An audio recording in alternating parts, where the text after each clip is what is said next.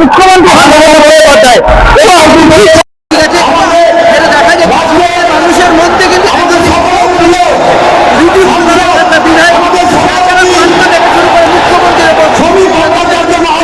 জানাচ্ছেন আবারও পরিবর্তন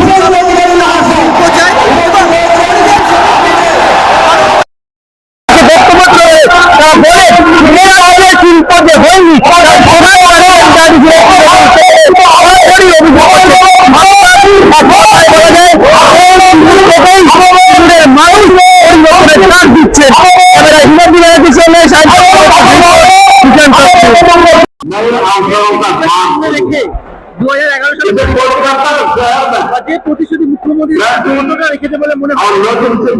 দেখুন মানুষ দেখেছে একটা মিথ্যে অজুহাতে তাড়িয়ে আজকে সেই গুড ব্যাড এমের আমরা বিভ্রান্ত করে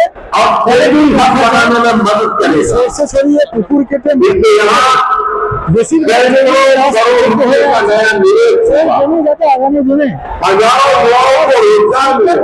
হয় এবং আমাদের যে এখানে আবার শিল্প হয় বাইরে থেকে এসে বিজেপির মূল লক্ষ্য কর্মসংস্থান এই উন্নয়নের উপরেই আমরা ক্ষমতায় আসবো।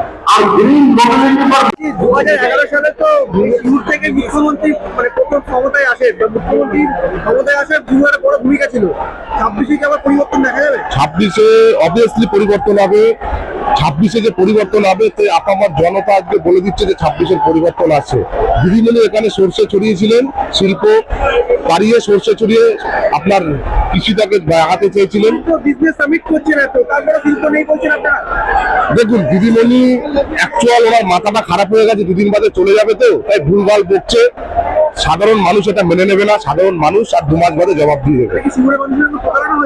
অবশ্যই প্রতারণা হয়েছে, 100% প্রতারণা হয়েছে। সিঙ্গুরের মানুষের না, শুধু পুরো ওয়েস্ট বেঙ্গলের মানুষের উপর তিনি প্রতারণা করছেন।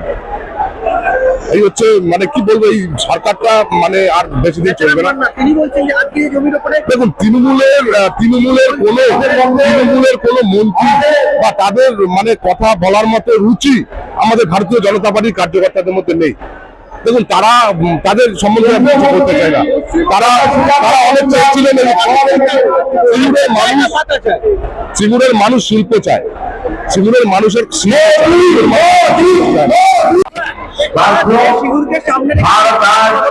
মুখ্যমন্ত্রী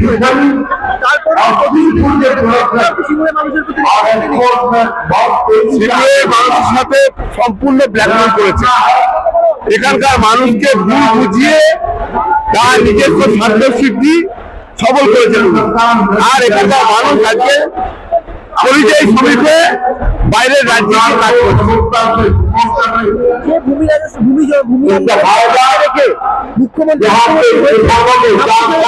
পরিবর্তন দেখাবে অবশ্যই 100%, কারণ এখানকার যারা ভুল বুঝেছিলেন জমি আন্দোলনের ফলে তারা সমস্ত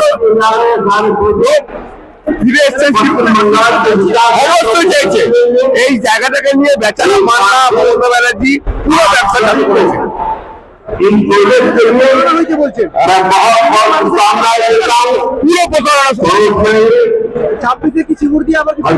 একদম 26-এর সিঙ্গুর থেকেই শুরু হবে।